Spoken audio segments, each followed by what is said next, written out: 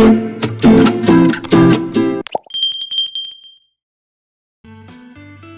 Everyone, welcome back to Lakshmi kitchen. ಇವತ್ತಿನ ಈ ವಿಡಿಯೋದಲ್ಲಿ ಬದನೆಕಾಯಿ ಎಣ್ಗಾಯಿ ಯಾವ ರೀತಿ ಮಾಡೋದು ಅಂತ ನೋಡೋಣ. ಇದಂತೂ ತುಂಬಾ ಸಿಂಪಲ್ ಆಗಿ ಸಖತ್ ಟೇಸ್ಟಿಯಾಗಿರುತ್ತೆ. ಇದನ್ನು ರೊಟ್ಟಿ, ಚಪಾತಿ ಮತ್ತು ಅನ್ನದ ಜೊತೆ ಕೂಡ ತಿನ್ಬೋದು. ಹಾಗಿದ್ರೆ ಈ ರೆಸಿಪಿ ಯಾವ ರೀತಿ ಮಾಡೋದು ಅಂತ ನೋಡೋಣ ಬನ್ನಿ.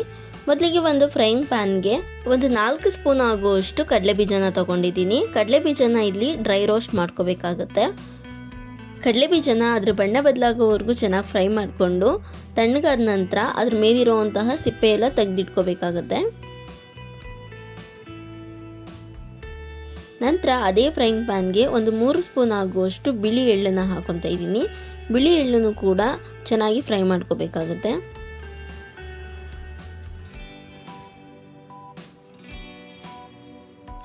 ಬಿಳಿ ಎಳ್ಳು ಕೂಡ ಅದ್ರ ಬಣ್ಣ ಬದಲಾಗಬೇಕು, ಅಲ್ಲಿವರೆಗೂ ಫ್ರೈ ಮಾಡ್ಕೋಬೇಕಾಗುತ್ತೆ.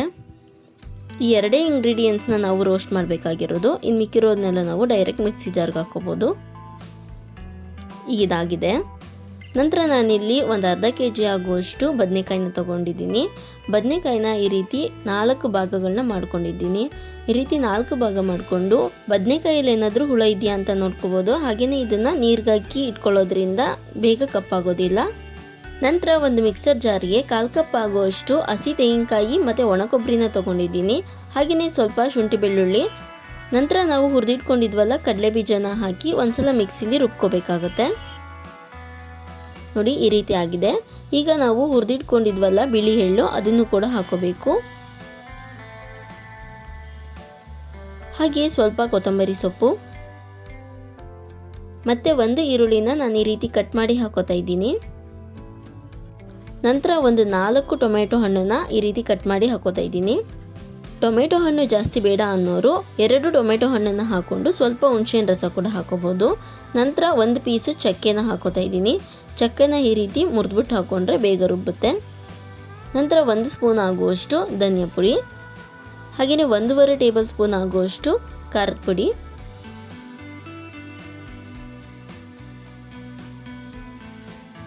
ನಂತರ ಅರ್ಧ ಸ್ಪೂನ್ ಆಗುವಷ್ಟು ಅರಿಶಿನ ಪೌಡರ್ನ ಹಾಕಿ ಸ್ವಲ್ಪನೇ ನೀರನ್ನ ಹಾಕಿ ಗಟ್ಟಿಯಾಗಿ ರುಬ್ಕೋಬೇಕಾಗತ್ತೆ.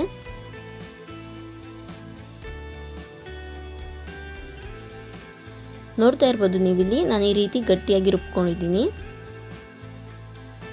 ನಂತರ ಈ ಮಸಾಲೆನ ಬದನೆಕಾಯಿ ಒಳಗೆ ಹೇಗೆ ಸ್ಟಫಿಂಗ್ ಮಾಡೋದು ಅಂತ ನೋಡೋಣ ಬನ್ನಿ. ಈ ರೀತಿಯಾಗಿ ಬದನೆಕಾಯಿನ ತಗೊಂಡು ನಾವು ರುಬ್ಬಿಟ್ಕೊಂಡಿದ್ವಲ್ಲ ಆ ಮಸಾಲೆನ ನೀಟಾಗಿ ಎಲ್ಲ ಕಡೆನೂ ತುಂಬಿಸ್ಬೇಕು. ಈ ರೀತಿ ಮಾಡೋದ್ರಿಂದ ಬದನೆಕಾಯಿ ಬೇಗ ಬೇಯುತ್ತೆ, ಹಾಗೆಯೇ ಅದ್ರ ಜೊತೆ ಮಸಾಲೆ ಕೂಡ ಹೀರ್ಕೊಂಡಿರುತ್ತೆ.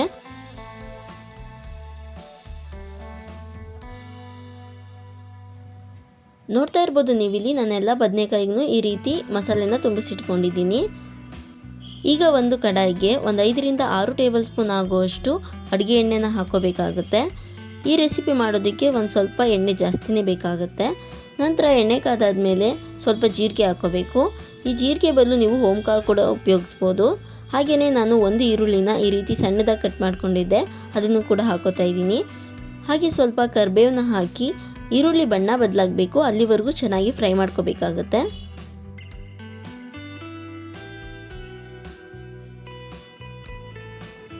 ನೋಡ್ತಾ ಇರ್ಬೋದು ಈಗ ಈರುಳ್ಳಿ ಸ್ವಲ್ಪ ಬಣ್ಣ ಬದಲಾಗಿದೆ. ಈಗ ನಾವು ಮಸಾಲೆ ತುಂಬಿಸಿಟ್ಕೊಂಡಿದ್ವಲ್ಲ ಆ ಬದನೆಕಾಯಿಗಳನ್ನ ಹಾಕೋಬೇಕಾಗತ್ತೆ. ನೋಡಿ, ಈ ರೀತಿಯಾಗಿ ಒಂದೊಂದೇ ಬದನೆಕಾಯಿನ ಪೂರ್ತಿ ಹಾಕೋಬೇಕು.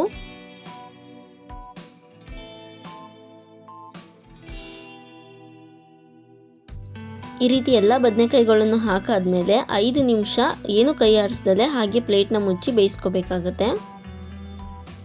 5 ನಿಮಿಷ ಆದಮೇಲೆ ನೀವು ನೋಡ್ತಿರ್ಬೋದು ಮಸಾಲೆ ಎಲ್ಲ ಸ್ವಲ್ಪ ಸೆಟ್ ಆಗಿರುತ್ತೆ. ಈಗ ಸ್ವಲ್ಪ ಮಸಾಲೆ ಬೇಯೋದಕ್ಕೆ ಉಪ್ಪನ್ನು ಹಾಕಿ ನಿಧಾನಕ್ಕೆ ಒಂದ್ಸಲ ತಿರುಗಿಸ್ಕೋಬೇಕಾಗತ್ತೆ.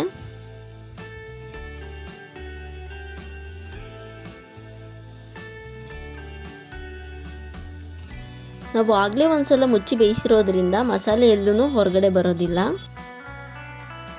ನೋಡಿ, ಈ ರೀತಿ ಮತ್ತೆ ತಿರುಗಿಸ್ಕೊಂಡು ಮತ್ತೆ ಒಂದು ಸ್ವಲ್ಪ ಹೊತ್ತು ಬೇಯಿಸ್ಕೋಬೇಕಾಗತ್ತೆ.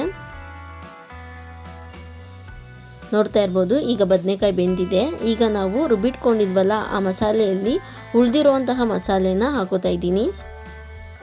ಸ್ಟಫಿಂಗ್ ಮಾಡುವಾಗ ಸ್ವಲ್ಪ ಮಸಾಲೆನ ಉಳಿಸ್ಕೋಬೇಕು. ಆ ಉಳಿದಿರೋ ಮಸಾಲೆನ ಹೀಗೆ ಹಾಕ್ಕೊಂಡು ಮಿಕ್ಸ್ ಮಾಡ್ಕೋಬೇಕಾಗುತ್ತೆ. ಮಸಾಲೆಯಲ್ಲಿರುವಂತಹ ಹಸಿ ವಾಸನೆ ಎಲ್ಲ ಹೋಗಬೇಕು, ಅಲ್ಲಿವರೆಗೂ ಚೆನ್ನಾಗಿ ಫ್ರೈ ಮಾಡ್ಕೋಬೇಕಾಗತ್ತೆ. ನಂತರ ನಿಮಗೆ ಕನ್ಸಿಸ್ಟೆನ್ಸಿ ಎಷ್ಟು ಬೇಕೋ ಅಷ್ಟು ನೀರನ್ನ ಸೇರಿಸ್ಕೋಬೇಕಾಗುತ್ತೆ. ನಾನು ಮಿಕ್ಸರ್ ಜಾರ್ಗೆ ಸ್ವಲ್ಪ ನೀರನ್ನ ಹಾಕಿ ಇಲ್ಲಿ ಹಾಕೋತಾ ಇದ್ದೀನಿ, ಅಲ್ಲಿ ಮಸಾಲೆ ಇತ್ತಲ್ವ ಅದಕ್ಕೆ. ನಂತರ ಈಗ ಒಂದ್ಸಲ ಚೆನ್ನಾಗಿ ಮಿಕ್ಸ್ ಮಾಡ್ಕೋಬೇಕಾಗುತ್ತೆ. ಈಗ ಕೊನೆಯಲ್ಲಿ ರುಚಿಗೆ ತಕ್ಕಷ್ಟು ಉಪ್ಪನ್ನು ಹಾಕಿ ಇನ್ನೊಂದ್ಸಲ ಮಿಕ್ಸ್ ಮಾಡ್ಕೋಬೇಕಾಗುತ್ತೆ.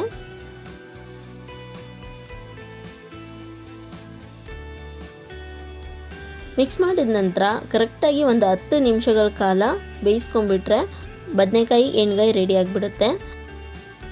ಈ ರೆಸಿಪಿ ರೆಡಿಯಾಗಿದೆ ಅಂತ ಯಾವಾಗ ಗೊತ್ತಾಗುತ್ತಂದರೆ ಸೈಡಲ್ಲೆಲ್ಲ ಸ್ವಲ್ಪನೇ ಎಣ್ಣೆ ಬಿಡ್ತಾ ಇರುತ್ತೆ, ಆವಾಗ ಈ ರೆಸಿಪಿ ಆಗಿದೆ ಅಂತ ಅರ್ಥ. ನೋಡ್ತಾ ಇರ್ಬೋದು, ಈಗ ಇದು ಕಂಪ್ಲೀಟಾಗಿ ಆಗಿದೆ. ಇದನ್ನು ಈಗ ರೊಟ್ಟಿ, ಚಪಾತಿ ಮತ್ತು ಅನ್ನದ ಜೊತೆ ಕೂಡ ತಿನ್ಬೋದು, ತುಂಬಾ ರುಚಿಯಾಗಿರುತ್ತೆ. ನೋಡಿದ್ರಲ್ಲ ಬದನೆಕಾಯಿ ಎಣ್ಗಾಯಿ ಯಾವ ರೀತಿ ಮಾಡೋದು ಅಂತ. ಈ ರೆಸಿಪಿ ನಿಮಗೆ ಇಷ್ಟ ಆಗಿದ್ದರೆ ಲೈಕ್ ಮಾಡಿ, ಶೇರ್ ಮಾಡಿ ಆ್ಯಂಡ್ ಕಮೆಂಟ್ ಮಾಡಿ. ಮತ್ತಷ್ಟು ರೆಸಿಪಿ ವಿಡಿಯೋಗಳಿಗೆ ನಮ್ಮ ಚಾನಲ್ನ ಸಬ್ಸ್ಕ್ರೈಬ್ ಮಾಡ್ಕೊಳ್ಳಿ. Thank you for watching.